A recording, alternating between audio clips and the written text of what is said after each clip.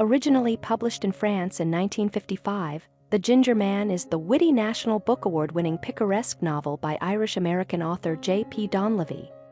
Set in post-war Dublin in 1947, it chronicles the episodic escapades of Sebastian Dangerfield, a reckless young American enrolled at Trinity College in the Irish capital. As Dangerfield shirks his studies, evades creditors, drinks heavily, and indulges in a string of romantic liaisons, the charismatic yet morally bankrupt rogue goes to great lengths to avoid a lifetime of labor and responsibility. Upon its initial release, The Ginger Man was banned in both Ireland and the United States for obscenity, yet it sold over 45 million copies worldwide. In 1998, it was recognized by Modern Library as one of the 100 best novels of the 20th century. Dorothy Parker famously described the novel as lusty, violent, wildly funny. The Ginger Man is the picaresque novel to stop them all, narrated through alternating first-person and third-person omniscient perspectives. The story begins in Dublin, 1947. Sebastian Dangerfield, a young law student from a wealthy St. Louis family, attends Trinity College on the GI Bill following World War II.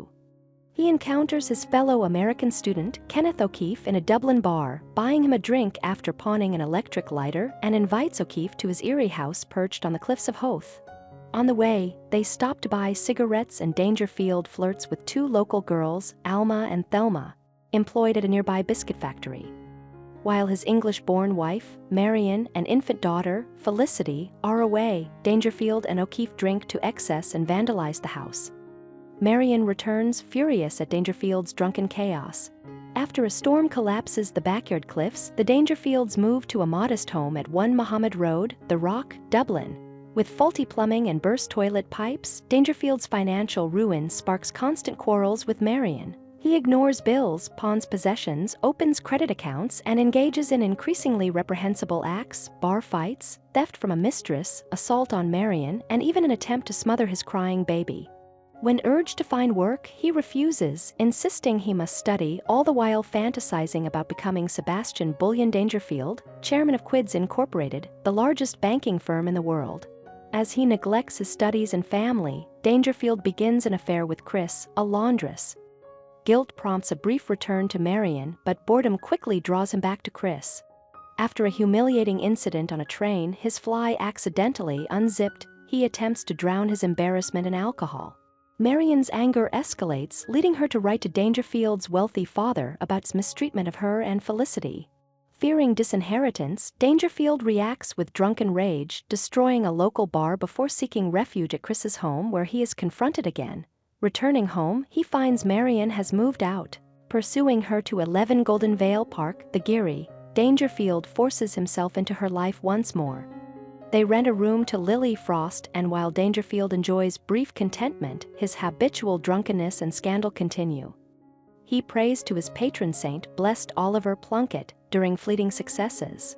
After discovering Marion has absconded with the money, Dangerfield begins an affair with Lily, all while his mounting debts loom ominously.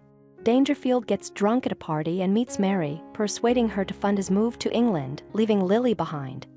In London, he reconnects with old acquaintances. Expecting a large inheritance after his father's death, he learns it will be inaccessible for 20 years. Once Mary's funds run out, a fight drives her away. Soon after, Dangerfield encounters his wealthy friend Clocklin. By the novel's conclusion, Dangerfield reconciles with Mary, planning a happier future together. Since its publication, The Ginger Man has inspired numerous adaptations. Donleavy penned a stage version that opened in London in 1959, starring Richard Harris as Dangerfield. In 1962, the BBC aired a 90-minute televised version directed by Peter Dews. In 2005, a film starring Johnny Depp was proposed, with Depp traveling to Dublin to collaborate with Donleavy on the script, but the project never materialized.